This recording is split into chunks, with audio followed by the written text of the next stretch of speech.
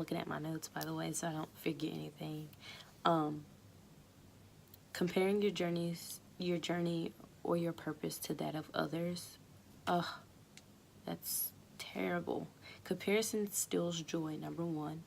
And then it also gets you off track, because once you start comparing yourself and your life and your journey to that of others, you lose sight of what you're supposed to be doing, because you get so caught up in, oh well, so and so is doing this and so has that, I want this and I want that.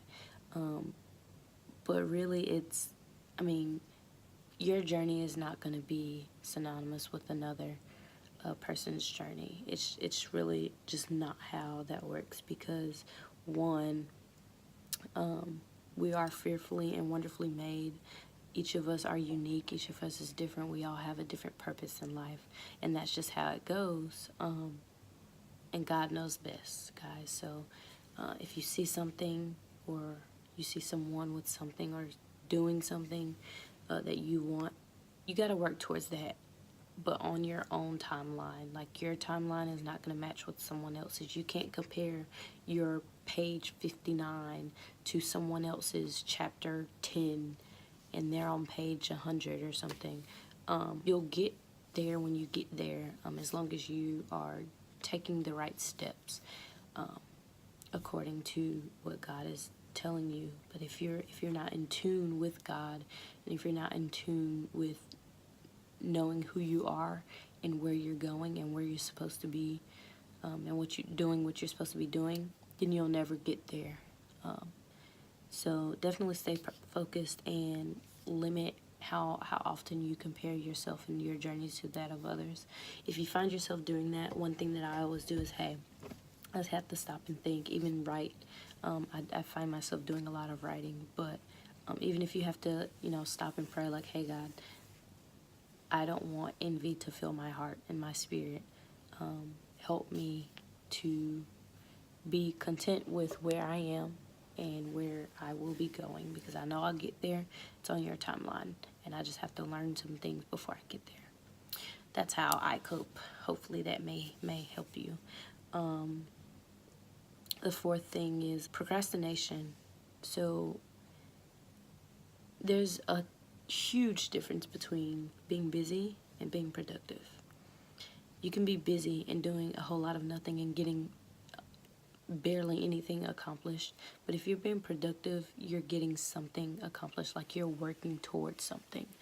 And you can't be lazy when you want to get somewhere or do something, or be somebody, and reach those goals and fulfill those visions that God has given you.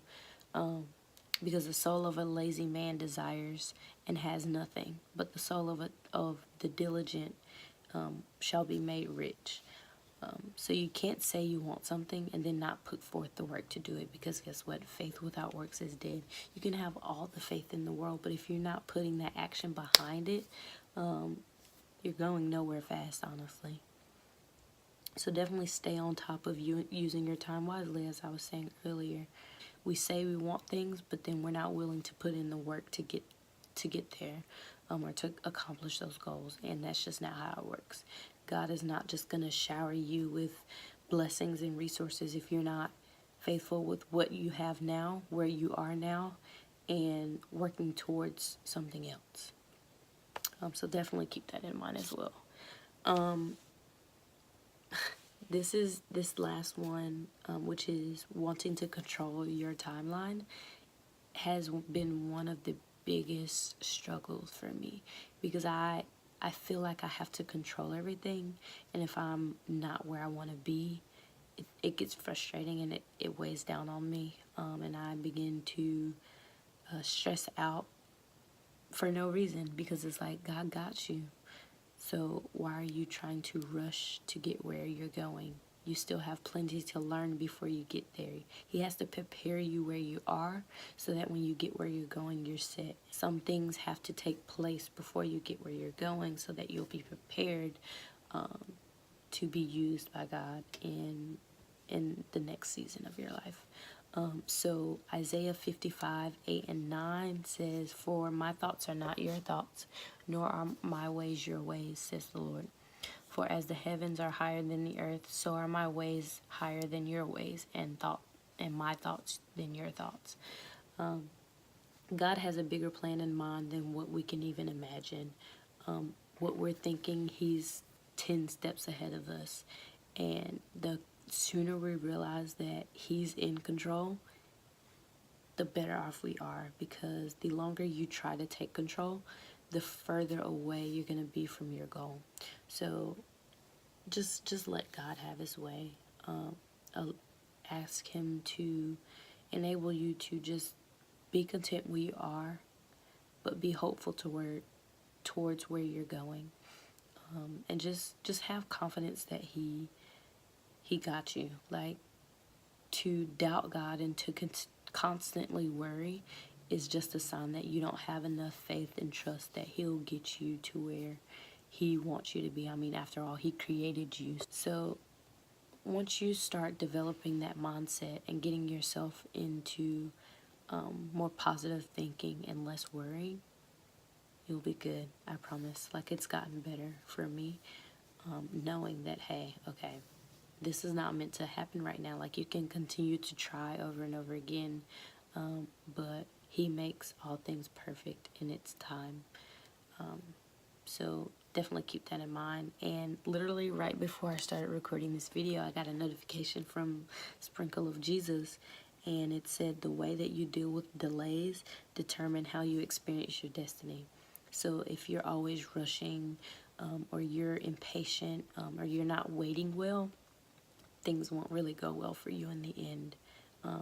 And you'll eventually hit rock bottom to where you have no choice but to depend and lean on God. And you don't want to reach that point.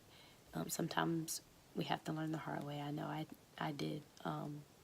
But just don't put yourself in that position to where you're always having to start over, because you're hard-headed in the beginning. So it gets hard. It's frustrating. Sometimes you do begin to worry. It's kind of human nature. But that's what God is here for. Like, He created us with a specific purpose in mind for each and every one of us. I mean, how amazing is that?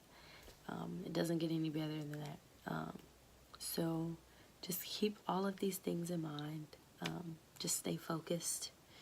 Whenever you are tempted to veer off track or veer off the course that God has put you on, stop and pray.